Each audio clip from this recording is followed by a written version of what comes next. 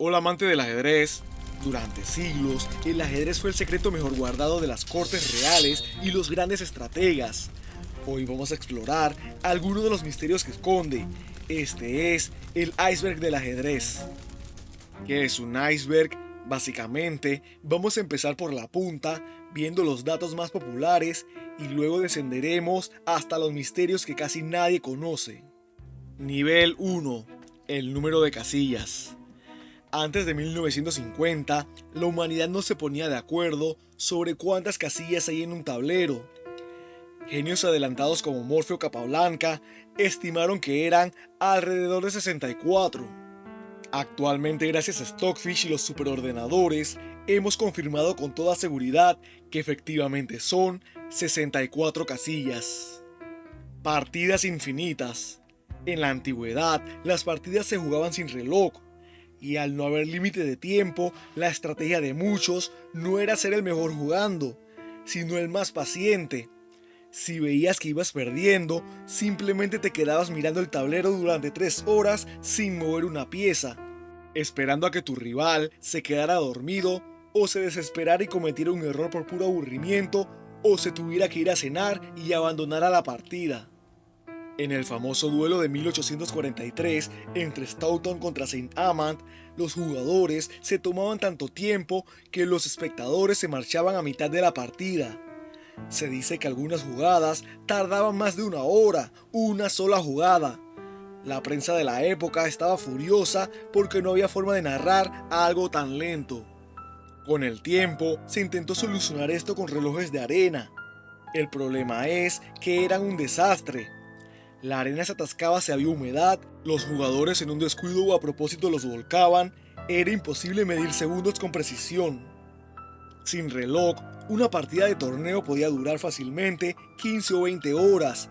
Los jugadores terminaban con la espalda destrozada y los ojos llenos de sangre.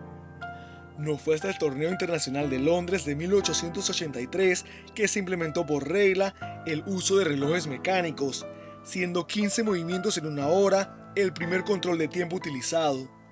Nivel 2. Computadora acusada de recibir ayuda humana. Acusar a un humano de usar ayuda de una computadora para hacer trampas en el ajedrez es común en estos tiempos, pero ¿sabían que una vez una computadora fue acusada de recibir ayuda de un humano? En la jugada 36 de la segunda partida del match de 1997 entre Deep Blue y Garry Kasparov, Deep Blue hizo una jugada que no parecía de computadora. En lugar de comerse un peón, lo que cualquier máquina tonta de esa época hubiera hecho por puro cálculo materialista, la computadora hizo una jugada posicional, refinada, casi artística, para bloquear el contrajuego de Kasparov. Kasparov ante eso se levantó de la silla furioso, dijo que esa jugada tenía alma, que era demasiado profunda para un montón de circuitos. Kasparov acusó a IBM de tener un gran maestro dándole consejos a la computadora en tiempo real a través de un cable. Lo más curioso es que el movimiento hecho por Deep Blue no fue a propósito. Sucede que años después se descubrió algo increíble. Deep Blue tuvo un glitch.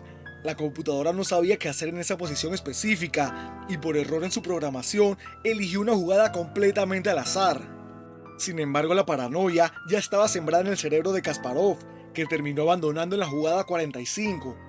Lo increíble no termina aún, pues apenas terminó la partida, los analistas y otros grandes maestros revisaron la posición final donde Kasparov se rindió y que descubrieron que la posición era un empate teórico. Esto ya ha sido verificado por motores de análisis actuales. Kasparov no perdió contra la inteligencia de la máquina, perdió contra su propia capacidad de sobreanalizar y su cansancio. Él vio un plan maestro donde solo había un cable haciendo cortocircuito. Etimología del ajedrez. Muchos historiadores aburridos te dirán que la palabra ajedrez viene del árabe al-chatrán y del sánscrito chaturanga, pero esa no es la verdadera historia, acá te cuento cómo fue. Se dice que en las antiguas tabernas de la Ruta de la Seda, el juego no era tan silencioso como ahora. El error más común de los novatos era colgarse peones.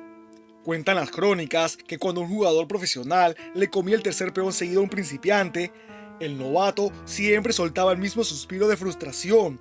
Ah, ya 3. Era la frase de rendición. Significaba que habías perdido la estructura, que tu centro estaba quebrado y que probablemente te ibas a ir a casa caminando porque habías perdido el transporte. La frase se hizo tan popular entre los mirones de las partidas que empezaron a llamar al juego por el sonido de ese lamento. ¡Ay-a-3! ¡Ajadrez! ¡Ajedrez! Hoy lo usamos como un nombre elegante, pero en realidad es el eco de un berrinche histórico de jugadores que perdían sus peones. Puede que ya conocieran alguno de estos datos, pero estoy seguro que el siguiente lo desconocen. Nivel 3. La censura del Vaticano. ¿Sabías que en el ajedrez original no había alfiles, sino elefantes de guerra?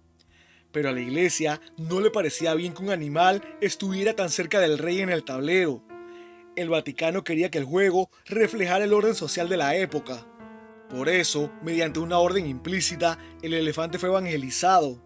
Los colmillos se convirtieron en mitras, que es el nombre del sombrero que utiliza el Papa y otros líderes religiosos, y el animal fue reemplazado por la figura del obispo o el fraile. En español lo llamamos alfil, que viene del árabe alfil, pero su forma fue rediseñada para que pareciera un líder eclesiástico. La prueba, el elefante tenía 2 colmillos que apuntaban hacia arriba. Al rediseñar la pieza, solo tuvieron que unir los colmillos y dejar una pequeña hendidura en el medio. Así, lo que antes era los colmillos de un elefante pasó a ser el sombrero de un sirviente eclesiástico.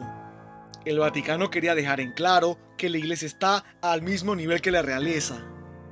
Y estos fueron los datos de hoy. Si quieren que descendamos más, háganmelo saber. No investiguen, porque todos son 100% reales. Si ven en otras fuentes lo contrario, entonces alguien les está mintiendo. Me despido. ¡Chao!